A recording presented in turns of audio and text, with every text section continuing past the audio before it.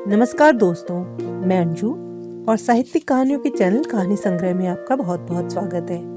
आइए आज सुनते हैं मुंशी प्रेमचंद्र जी द्वारा लिखित कहानी नरक का मार्ग। रात भक्तमाल पढ़ते पढ़ते न जाने कब नींद आ गई। कैसे कैसे महात्मा थे जिनके लिए भगवत प्रेम ही सब कुछ था, इसी में मग्न रहते थे। ऐसी भक्ति बड़ी तपस्या से मिलती है। क्या मैं वह तपस्या नहीं कर सकती? इस जीवन में और कौन सा सुख रखा है? आभूषणों से जिसे प्रेम हो वह जाने। यहाँ तो इसको देखकर आंखें फूटती हैं। धन दौलत पर जो प्राण देता हो वह जाने। यहाँ तो इनका नाम सुनकर ज्वर सा चढ़ाता है। कल पगली सुशीला ने कितनी उमंगों से मेरा श्रृंगार किया था, कितने प्रेम से बालों में फूल गूथे, कितना मना करती रही, न मानी। आखिर वही हुआ जिसका मुझे भय था। जितनी देर उसके साथ हंसी थी उससे कहीं ज्यादा रोई। संसार में ऐसी भी कोई स्त्री है जिसका पति उसका श्रृंगार देखकर सिर से पांव तक जल उठे? कौन ऐसी स्त्री है जो अपने पति के मुख से ये शब्द सुने, तुम मेरा परलोक बिगाड़ोगी? और कुछ नहीं, तुम्हारे रंग ढंग कहे देते हैं, और उसका दिल विष खा लेने को न चाहे। भगवान, संसार में ऐसे भी मनुष्य हैं।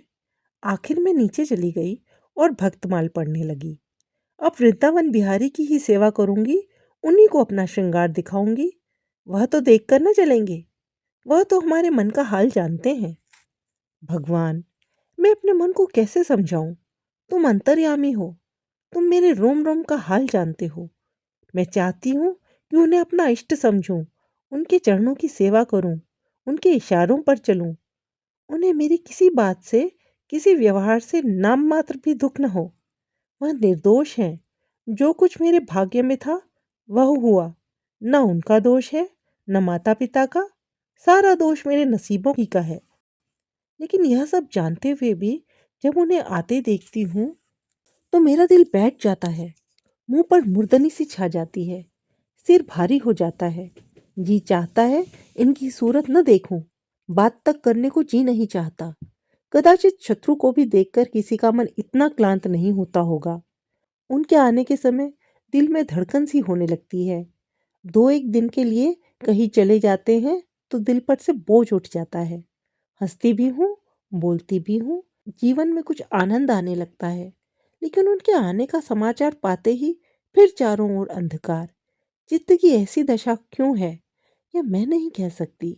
मुझे तो ऐसा जान पड़ता है कि पूर्व जन्मों में हम दोनों में वैर था। उसी वैर का बदला लेने के लिए इन्होंने मुझसे विवाह किया है। वही पुराने संस्कार हमारे मन में बने हुए हैं। नहीं तो वो मुझे देख देख कर क्यों जलते और मैं उनकी सूरत से क्यों घृणा करती? विवाह करने का तो यह मतलब नहीं हुआ करता। मैं अपने घर इससे कहीं सुखी थी। कदाचित मैं जीवन पर्यंत अपने घर आनंद से रह सकती थी। लेकिन इस लोक प्रथा का बुरा हो जो अभागिन कन्याओं को किसी न किसी पुरुष के गले में बांध देना अनिवार्य समझती है। वह क्या जानता है कि कितनी युवतियां उसके नाम को रो रही हैं, कितने अभिलाषाओं से लहराते हुए कोमल हृदय उनके पैरों तले रौंदे जा रहे हैं। युवती के लिए पति कैसी कैसी मधुर कल्पनाओं का स्रोत होता है। पुरुषों में जो उत्तम है, श्रेष्ठ है, दर्शनीय है, उसकी सजीव मूर्ति इस शब्द के ध्यान में आते ही उसकी नजरों के सामने आकर खड़ी हो जाती है। लेकिन मेरे लिए यह शब्द क्या है? हृदय में उठने वाला शूल, कलेजे में खटकने वाला कांटा, आंखों में गड़ने वाली किरकिरी, अंतःकरण को भेदने वाली व्यंग बाण। सुशीला को हमेशा हंसते देखती हूँ। वह कभी अपनी दरिद्रता का गिला नहीं करती। गहने नहीं हैं, कपड़े नहीं हैं, भाड़े के नन्हे से मकान में रहती है, अपने हाथों घर का सारा कामकाज करती है, फिर भी उसे रोते नहीं देखती। अगर अपने बस की बात होती तो आज अपने धन को उसकी दरिद्रता से बदल लेती। अपने पतिदेव को मुस्कुराते हुए घर में आते देखकर उसका सारा दुख दारिद्र्य छुमंत्र हो जाता है। छाती गज भर की हो जाती है। उसके प्रेमालिंगन में वह सुख है जिस पर तीनों लोक का धन न्योछावर कर दूं। आज मुझसे जब्त न हो सका। मैंने पूछा, तुमने मुझसे किस लिए विवाह किया था? यह प्रश्न महीनों से मेरे मन में उठता था, पर मन को रोकती चली आती थी। आज प्याला छलक पड़ा। यह प्रश्न सुनकर कुछ बौखला से गए। बगले झांकने लगे। खीसे निकालकर बोले, घर संभालने के लिए गृहस्थी का भार उठाने के लिए, और नहीं क्या भोगविलास के लिए। धन्य के बिना यह आपको भूत का डेरा सा मालूम होता था। नौकर चाकर घर की संपत्ति उड़ाए देते थे। जो चीज जहां पड़ी रहती थी कोई उसको देखने वाला न था। तो अब मालूम हुआ कि मैं इस घर की चौकसी के लिए लाई गई हूं। मुझे इस घर की रक्षा करनी चाहिए और अपने को धन्य समझना चाहिए कि यह सारी संपत्ति मेरी है। मुख्य वस्तु संपत्ति है, मैं तो केवल चौकीदारिनी हूं। ऐसे घर में आज ही आग लग जाए। अब तक तो मैं अनजान में घर की चौकसी करती थी। जितना वह चाहते हैं उतना न सही, पर अपनी बुद्धि के अनुसार अवश्य करती थी। आज से किसी चीज को भूलकर भी छूने की कसम खाती हूँ। यह मैं जानती हूँ, कोई पुरुष घर की चौकसी के लिए विवाह नहीं करता। और इन महाशय ने चिढ़कर यह बात मुझसे कही। लेकिन सुशीला ठीक कहती है, इन्हें स्त्री के बिना घर सूना लगता होगा, उसी तरह जैसे पिंजरे में चिड़िया को न देखकर पिंजरा सूना लगता है। यह हम स्त्रियों का भाग्य। मालूम नहीं इन्हें मुझ पर इतना संदेह क्यों होता है। जब से नसीब इस घर में लाया है, इन्हें बार बार संदेह मूलक कटाक्ष करते देखती हूँ। क्या कारण है? जरा बाल गुथवाकर बैठी और ये होंठ चबाने लगे। कहीं जाती नहीं, कहीं आती नहीं, किसी से बोलती नहीं, फिर भी इतना संदेह। यह अपमान असह्य है। क्या मुझे अपनी आबरू प्यारी नहीं? या मुझे इतनी छिछोरी क्यों समझते हैं? इन्हें मुझ पर संदेह करते लज्जा भी नहीं आती। काना आदमी किसी को हंसते देखता है तो समझता है लोग मुझी पर हंस रहे हैं। शायद इन्हें भी यही वहम हो गया है कि मैं इन्हें चिढ़ाती हूँ। अपने अधिकार के बाहर कोई काम कर बैठने से कदाचित हमारे चित्त की यही वृत्ति हो जाती है। भिक्षुक राजा की गद्दी पर बैठकर चैन की नींद नहीं सो सकता। उसे अपने चारों तरफ शत्रु दिखाई देंगे। मैं समझती हूँ सभी शादी करने वाले बुड्ढों का यही हाल है। आज सुशीला के कहने से मैं ठाकुर जी की झांकी देखने जा रही थी। अब यह साधारण बुद्धि का आदमी भी समझ सकता है कि फूहड़ बहू बनकर बाहर निकलना अपनी हंसी उड़ाना है। लेकिन आप उसी वक्त न जाने किधर से टपक पड़े और मेरी ओर तिरस्कार पूर्ण नेत्रों से देखकर बोले, कहाँ की तैयारी है? मैंने कह दिया, जरा ठाकुर जी की झांकी देखने जा रही हूँ। इतना सुनते ही त्योरियां चढ़ाकर बोले, तुम्हारे जाने की कुछ जरूरत नहीं। जो अपने पति की सेवा नहीं कर सकती उसे देवताओं के दर्शन से पुण्य के बदले पाप होता है। मुझसे उड़ने चली हो? मैं औरतों की नस नस को पहचानता हूँ। ऐसा क्रोध आया कि बस अब क्या कहूँ। उसी दम कपड़े बदल डाले और प्रण कर लिया कि अब कभी न दर्शन करने जाऊंगी। इस अविश्वास का भी कुछ ठिकाना है? न जाने क्या सोचकर रुक गई। उनकी बात का जवाब तो यही था कि उसी क्षण घर से चल खड़ी हुई होती, फिर देखती मेरा क्या कर लेते। इन्हें मेरा उदास और विमन रहने पर आश्चर्य होता है। मुझे मन में कृतज्ञ समझते हैं। अपनी समझ में इन्होंने मेरे से विवाह करके शायद मुझ पर एहसान किया है। इतनी बड़ी जायदाद और विशाल संपत्ति की स्वामिनी होकर मुझे फूले न समाना चाहिए था। आठों पहर इनका यशगान करते रहना चाहिए था। मैं यह सब कुछ न करके उल्टे और मुंह लटकाए रहती हूँ। कभी कभी बेचारे पर दया आती है। यह नहीं समझते कि नारी जीवन में कोई ऐसी वस्तु भी है जिसे खोकर उसकी आंखों में स्वर्ग भी नरक तुल्य हो जाता है। 3 दिन से बीमार हैं। डॉक्टर कहते हैं बचने की कोई आशा नहीं, निमोनिया हो गया है। पर मुझे न जाने क्यों गम नहीं है। मैं इतनी वज्र हृदय कभी न थी। न जाने वह मेरी कोमलता कहाँ चली गई। किसी बीमार की सूरत देखकर मेरा हृदय करुणा से चंचल हो जाता था। मैं किसी का रोना नहीं सुन सकती थी। वही मैं हूँ कि आज 3 दिन से उन्हें बगल में कमरे में पड़े कराहते सुनती हूँ और एक बार भी उन्हें देखने न गई। आंखों में आंसू का जिक्र ही क्या। मुझे ऐसा मालूम होता है इनसे मेरा कोई नाता ही नहीं। मुझे चाहे कोई पिशाचिनी कहे, चाहे उल्टा, पर मुझे तो यह कहने में लेश मात्र भी संकोच नहीं है कि इनकी बीमारी से मुझे एक प्रकार का ईर्ष्या में आनंद आ रहा है। इन्होंने मुझे यहाँ कारावास दे रखा था। मैं इसे विवाह का पवित्र नाम नहीं देना चाहती। यह कारावास ही है। मैं इतनी उदार नहीं हूँ कि जिसने मुझे कैद में डाल रखा हो उसकी पूजा करूं। जो मुझे लात से मारे उसके पैरों को चूमूं। मुझे तो मालूम हो रहा था ईश्वर इन्हें इस पाप का दंड दे रहे हैं। मैं निसंकोच होकर कहती हूँ कि मेरा इनसे विवाह नहीं हुआ है। स्त्री किसी के गले बांध दिए जाने से ही उसकी विवाहिता नहीं हो जाती। वही संयोग विवाह का पद पा सकता है जिसमें कम से कम एक बार तो हृदय प्रेम से पुलकित हो जाए। सुनती हूँ महाशय अपने कमरे में पड़े पड़े मुझे कोसा करते हैं, अपनी बीमारी का सारा बुखार मुझ पर निकालते हैं, लेकिन यहाँ इसकी परवाह नहीं। जिसका जी चाहे जायदाद ले, धन ले, मुझे इसकी जरूरत नहीं। आज 3 दिन हुए मैं विधवा हो गई। कम से कम लोग यही कहते हैं, जिसका जो जी चाहे कहे, पर मैं अपने को जो कुछ समझती हूँ वह समझती हूँ। मैंने चूड़ियां नहीं तोड़ी, क्यों तोड़ूं? मांग में सिंदूर पहले भी न डालती थी, अब भी नहीं डालती। बूढ़े बाबा का क्रियाक्रम उनके सुपुत्र ने किया, मैं पास न फटकी। घर पर मुझ पर मनमानी आलोचनाएं होती हैं।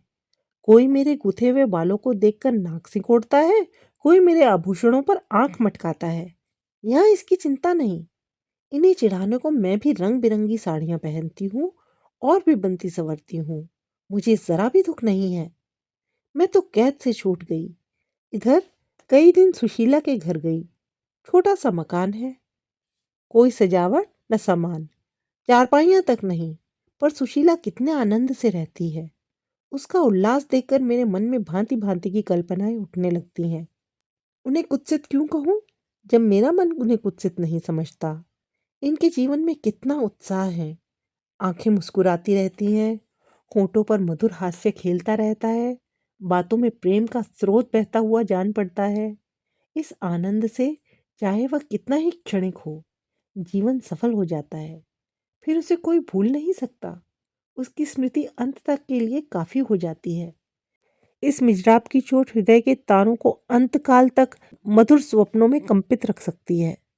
एक दिन मैंने सुशीला से कहा, अगर तेरे पतिदेव कहीं परदेश चले जाएं, तो रोते रोते मर जाएगी? सुशीला गंभीर भाव से बोली, नहीं बहन, मरूंगी नहीं। उनकी याद सदैव प्रफुल्लित करती रहेगी, चाहे उन्हें परदेश में बरसों लग जाए। मैं यही प्रेम चाहती हूँ।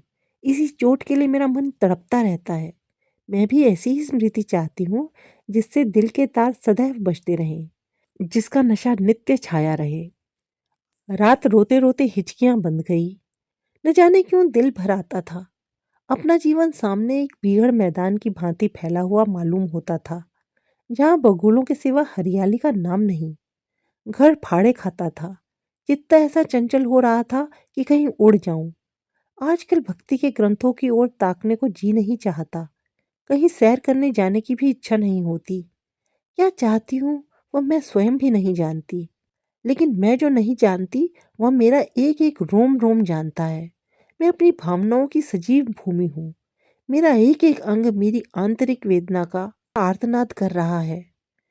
मेरे चित्त की चंचलता उस अंतिम दशा को पहुंच गई है, जब मनुष्य को निंदा की न लज्जा रहती है और न भय। जिन लोभी स्वार्थी माता पिता ने मुझे कुएं में ढकेला, जिस पाषाण हृदय प्राणी ने मेरी मांग में सिंदूर डालने का स्वांग किया, उनके प्रति मेरे मन में बार बार दुष्कामनाएं उठती हैं। मैं उन्हें लज्जित करना चाहती हूँ। मैं अपने मुंह में कालिख लगाकर उनके मुख में कालिख लगाना चाहती हूँ।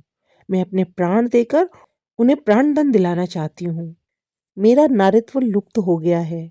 मेरे हृदय में प्रचंड ज्वाला उठी हुई है। घर के सारे आदमी सो रहे थे। मैं चुपके से नीचे उतरी, द्वार खोला और घर से निकली। जैसे कोई प्राणी गर्मी में व्याकुल होकर घर से निकले। सड़क पर सन्नाटा था। दुकानें बंद हो चली थी। सहसा एक बुढ़िया आती हुई दिखाई दी। मैं डरी, कहीं ये चुड़ैल न हो। बुढ़िया ने मेरे समीप आकर मुझे सिर से पांव तक देखा और बोली, किसकी राह देख रही हो? मैंने चिढ़कर कहा, मौत की। बुढ़िया, तुम्हारे नसीबों में तो अभी जिंदगी के बड़े बड़े सुख भोगने लिखे हैं। अंधेरी रात गुजर गई। आसमान पर सुबह की रोशनी नजर आ रही है। मैंने हंसकर कहा, अंधेरे में भी तुम्हारी आंखें इतनी तेज हैं कि नसीबों की लिखावट पढ़ लेती हैं। बुढ़िया, आंखों से नहीं पढ़ती, अक्ल से पढ़ती हूँ। धूप में चूड़े नहीं सफेद किए हैं। तुम्हारे बुरे दिन गए और अच्छे दिन आ रहे हैं। हंसो मत बेटी, यही काम करते इतनी उम्र गुजर गई। इसी बुढ़िया की बदौलत जो नदी में कूदने जा रही थी, वे आज फूलों की सेज पर सो रही हैं। जो जहर का प्याला पीने को तैयार थी, वे आज दूध की कुल्लियां कर रही हैं। इसीलिए इतनी रात गए निकलती हूँ कि अपने हाथों से किसी अभागिन का उद्धार हो सके तो करूं। किसी से कुछ नहीं मांगती, भगवान का दिया सब कुछ घर में है। केवल यही इच्छा है कि अपने से जहां तक हो सके दूसरों का उपकार करूं। जिन्हें संतान की इच्छा है उन्हें संतान, बस। और क्या कहूँ।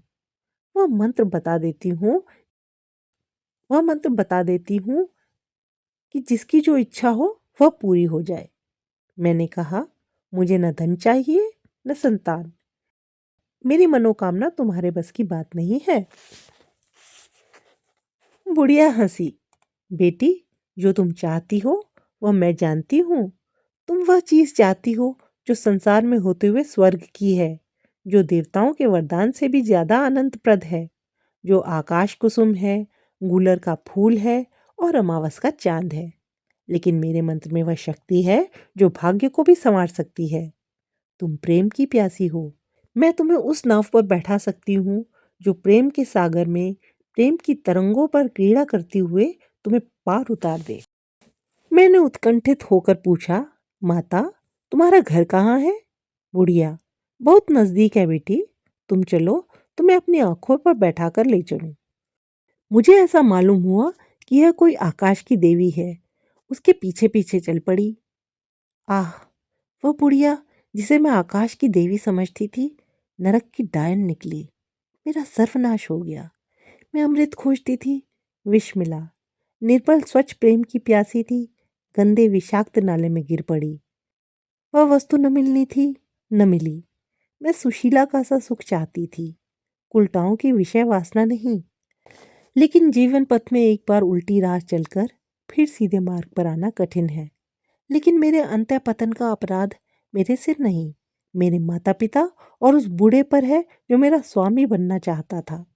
मैं यह पंक्तियां न लिखती, लेकिन इस विचार से लिख रही हूँ कि मेरी आत्मकथा पढ़कर लोगों की आंखें खुले।